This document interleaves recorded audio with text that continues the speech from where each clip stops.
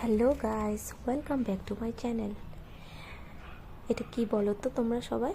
এটা হচ্ছে পাট পাতার ঝোল, কাঁঠাল বিচি দিয়ে বানাচ্ছি।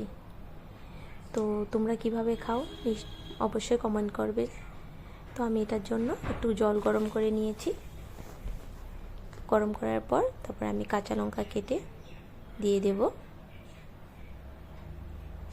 সবাই অনেক রকমভাবে খেতে পারে পাট পাতার ঝোল, তো আমরা এভাবে খাই।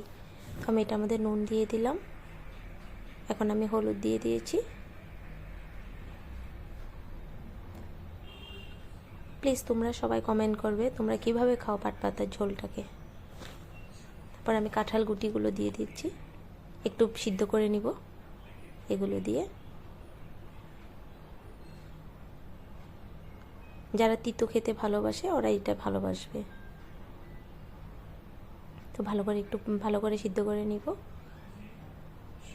একটু ঢেকে দিতে হবে, সিদ্ধটা হবে, তাহলে কাঁঠাল গুটিগুলো ভালো করে সিদ্ধ। তারপর আমি পাট পাতাগুলোকে ছিঁড়ে নিয়েছিলাম, ওইগুলোকে আমি দিয়ে দিচ্ছি।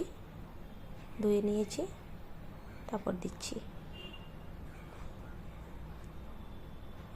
তো একটু ভালো করে অল্প অল্প ফুটিয়ে নিব, বেশি সিদ্ধ করব না পাট পাতাটাকে। অনেক জায়গায় এটা অনেক রকমভাবে খায়। প্লিজ তোমরা বলবে তোমরা কিভাবে খাও। তো আমার সিদ্ধটা মোটামুটি হয়ে এসেছে, যে দেখুন সিদ্ধটা হয়ে গেছে। তো আমি এটা এখন নামিয়ে নিচ্ছি। তারপর আমি আবার কড়াইটাকে একটু পরিষ্কার করে নিয়েছি। তারপর একটু গরম করে তারপর তেল দিয়ে দিচ্ছি, কারণ সোমবারটা দিব আমি এখন। তেলটা গরম হয়ে নিক।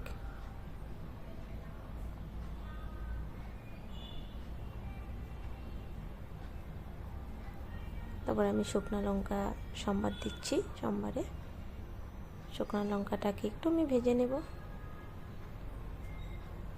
লাল লাল করে ভাজা হয়ে গেছে।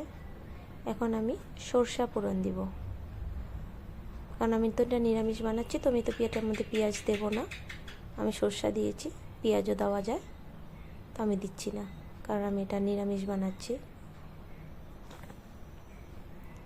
তারপর আমি এটা দিয়ে দিলাম। আমার সোমবারটা দেওয়া হয়ে গেছে। যারা পেঁয়াজ খায় পেঁয়াজ দিতে পারবেন, পেঁয়াজ দিলে আরও টেস্টি হয়,